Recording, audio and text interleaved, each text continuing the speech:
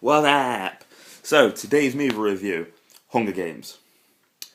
Now, for those of you that haven't seen it, you'll probably think what I thought, which is Battle Royale. You saw the trailer and went, wow, they brought out an English Battle Royale. Shame on you. It is not Battle Royale.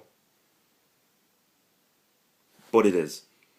Kind of. It's got a lot of things similar to Battle Royale. I mean, the Hunger Games themselves, the actual event of the Hunger Games, the tournament that takes place is pretty much Battle Royale. It's a bunch of fucking kids that are fighting to the death. There can be only one kind of shit. It's kind of your normal basic deathmatch, condemned style, Mortal Kombat winner fucking fight tournament kind of thing. But it's not a fight tournament. It's kind of like a survival guide, like a survival game.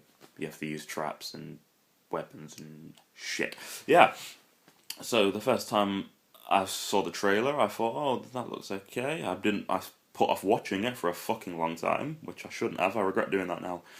I heard a lot of shit about it.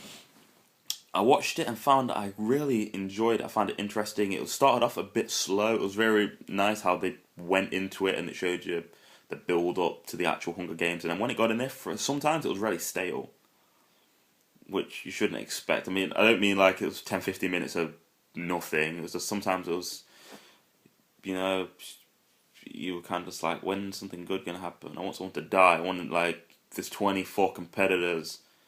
I want to see fucking at least 15 motherfuckers die and die well. And at the start they do. You see a few people get killed off, but then as it progresses, you don't really see people die as much.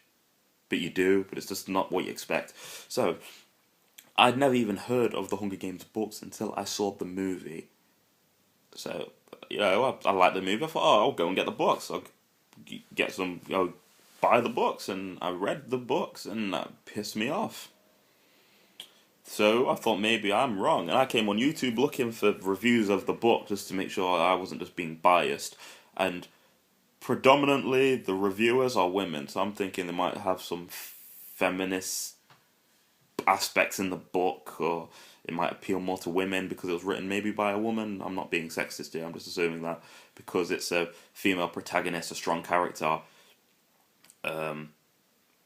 instead of a masculine male one, as an action hero, is kind of it spoke to women more, especially young girls. A lot of them were teenage girls that really liked the book, whereas men, I think it wouldn't enjoy it as much because it's sort of like being inside a woman's head, which is kind of like makes your head explode because your brain don't work at that capacity.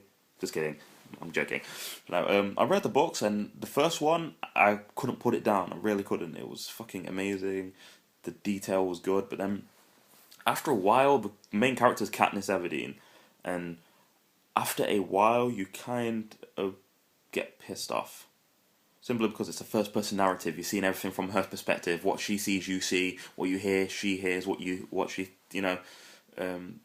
kind of way, like what she's thinking, you hear all the time. It's like being inside her head because it's first-person narrative.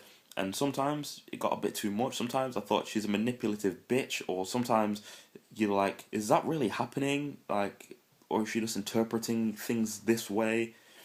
Or is it not really like that? Is it just like when someone's telling you something you don't want to hear, are they really an asshole? Or are you just interpreting that as they're being a dick to you when they're not, they're trying to help? So sometimes it's like you don't know who was really that bad, or whether that was just her perception of them.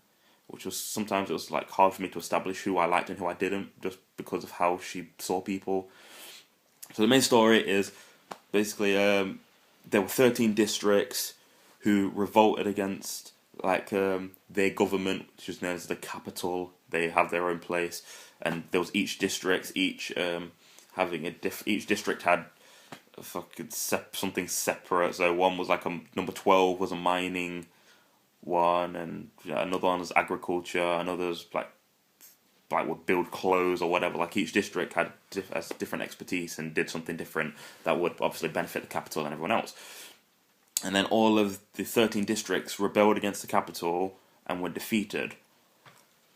And as a result, the capital took control and completely obliterated District 13, and they created the Hunger Games. That was basically a monument to remember every year of what happens and the costs of war. Well, really, it's just the capital's way of reminding them, don't you revolt, this will fucking happen. And as a result of that, every year, I can't remember the ages, but there's two kids that get picked, a boy and a girl, between the ages, I think, is something like 13 and 18. And,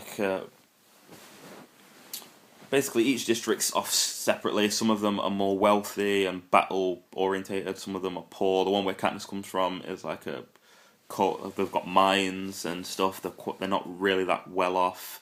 Everyone's poor, food's scarce, things aren't great. So if you want food, you really have to buy it from the capital, but you have like peacemakers who are like guards, they're in the capital, and to get food, like if you're running out of food, there's not a lot, you put your name in for the Hunger Games more times. So like if your name goes in once because you're 13, if you go and get some food off the capital, it will get put in again, or whatever. Like in the book it's explained more deeply that you can put it's called something else, but I can never remember what it's fucking called.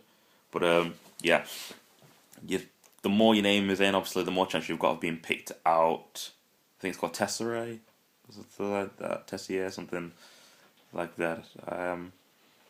So yeah, when the Hunger Games comes around every year, you pick one boy and one girl, and they'll go to the stadium and fight to the death. And if they win, if they're the sole survivor, they'll come back. They'll have a life of luxury. They'll never get the name put in for it again. So Katniss has got a young sister called Primrose, and what happens in the story basically is Prim's name gets picked out, and Katniss won't let her sister go. Like they lost their father in a mining incident when there was an explosion, and Katniss won't let a young, like 13-year-old sister suffer. So Katniss goes in her place. And for the boys, there's a boy called Peter Mellock who gets picked, who Katniss doesn't really know. It's like once she was out in the cold and he threw her a loaf of bread, and his mum beat the shit out of him for it, and he's always fancied her, kind of thing. So they go to the capital. They get trained how to fight, how to set traps. They have a mentor, Haymitch, who was in the Hunger Games. He won it 25 years ago, or 24 years ago, 26 years ago, whatever. So basically, the story is about that. So without giving too much away, it's just a tournament, and it's about how you have to survive, and you get sponsors, and sponsors will send you weapons or food or whatever you need. It's really interesting. It's futuristic, set in the future, and the weird thing about it is there's a weird bond. Peter professes his love to Katniss, and she kind of uses him as a stepping stone to keep them both alive. Like, if we're star-crossed lovers, people take sympathy, and I can use him to stay alive. And she starts getting really manipulative without meaning to. She's had a hard life, and she suffers, and she has to provide for her family. So you can understand why sometimes she can be a bit of a bitch. But sometimes people are trying to help her, and she's just being a bitch, and she's being... she's not non-committal. She won't help people. She could just be a complete and total bitch, and just be arsey, and she just won't cooperate with people. And it's really irritating sometimes when I'm in my head going, Katniss, do this, and she just fucking is. Oh god, she's an idiot. She's Katniss Everdeen, ladies and gentlemen. There's 3 books long. The first one is the first Hunger Games. The second one is the Quarter Quell, which is every 25 years they have like a super Hunger Games where the stakes are upped, which I'm not going to spoil for you. And the third one is kind of like what happens after the Quarter Quell. And after the first one, after I read the first book, I was like, oh, so is the second book going to be about Katniss, or is it going to be someone else's experience of the Hunger Games? Is the 3 books just going to be different Hunger Games and a different character? And is one character going to live in the Hunger Games? Is one not? The whole story is based on Katniss and like her life, and as a result of these Hunger Games. And sometimes you read the book and it's great, and you feel it, and you feel fear, you feel excitement, you feel relief. And other times you just feel like Katniss is this annoying character that just keeps pissing people off and the main person she's pissing off is you. Like, she's just sometimes just a selfish, manipulative brat. But it's because life has made her that way, and you understand, you kind of let her off because she's suffered a lot. But you just feel like like, all she cares about is herself. The first one, you felt for her because she was taking her sister's place, and you're like, oh, she was such a fucking hero for doing that. But then as it progresses, like, she's a total bitch.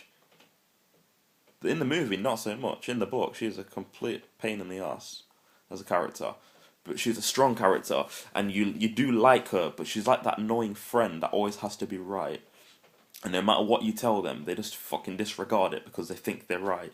And even when they know you're trying to help them out, they just don't give a fuck because they're too arrogant to admit that they're wrong and you're right. That is Katniss. The movie is worth it. I like that shit. That's the rating. I really like that fucking movie, and it's worth a watch. And I can't wait for the second two. This fucking next two movies to come out. But I think the most important thing in a book, though, is establishing a strong character. She's mentally strong. She takes a lot of shit, and she keeps on ticking, and she keeps coming back, and you want her to do well. But it seems like every character who's not Katniss is their enemy, even a friend. The littlest thing, and they're not a friend anymore, they're an enemy, and she dislikes them, and they're pissing her off, and why can't everything be my way, and blah, blah, blah, blah, blah. And I think I took the wrong message from the books, but I feel sometimes that life makes people hard, but life doesn't always make people a complete dick. But you feel the love she has for the people she cares about, you see her sacrifice, and she's a fucking admirable character who I fucking love. So sometimes being in her head for so long takes its fucking toll on you. With a third person, and it's a third person narrative, you can post yourself in that place, and you can be them, and you can put your characteristics to them, and it feels like it's kind of your story, and you're in that situation, and you're not in your life anymore. But with this, sometimes things are so vivid, and yeah, they're so clear in her head, you can't really make yourself Katniss.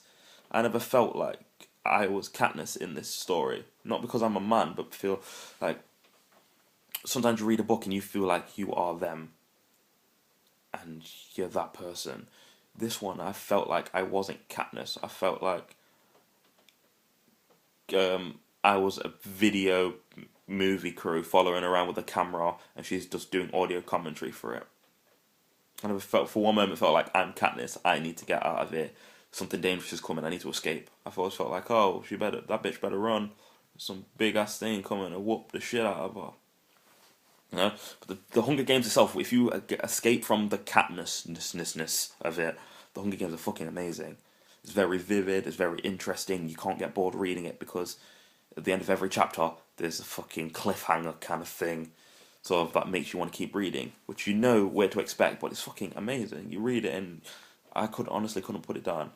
I used to read the book on a 40-minute bus journey, and I was just hoping that I'd get stuck in traffic so I could read a little bit more, because I didn't want to wait till the next day to get home from work to read the rest of it. It's an amazing book.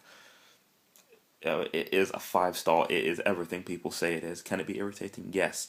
Does the movie skate over some things? Yes. Is it worth reading though? Just for a one-time read through, just to see how life could be? Because this seems like the kind of future that is not far off, that could happen in the next 5-10 years. It is not Battle Royale. Battle Royale is not as intricate as this. Battle Royale simply is the government has taken over, they demand blood, they send a class of kids to an island and make them fuck each other up, and then be only one survivor. This is deeper. It's about one person who you genuinely fucking care for, and the other characters who are close to her, who develop over 3 books, you fucking care about. You really care about. I established the same connection with some of those characters over 3 books, which is maybe 900 to 1,000 pages, as I did with the Harry Potter books, which is some fucking close to 1,000 by itself. You know, it's just Hunger Games. If you haven't read it, just fucking read it. If you haven't seen the movie, watch the movie. And if you watch the movie and you like it, you'll love the fucking book. It's as simple as that. You know, so holler at your boy. Have a good day. Read the books, you bastards.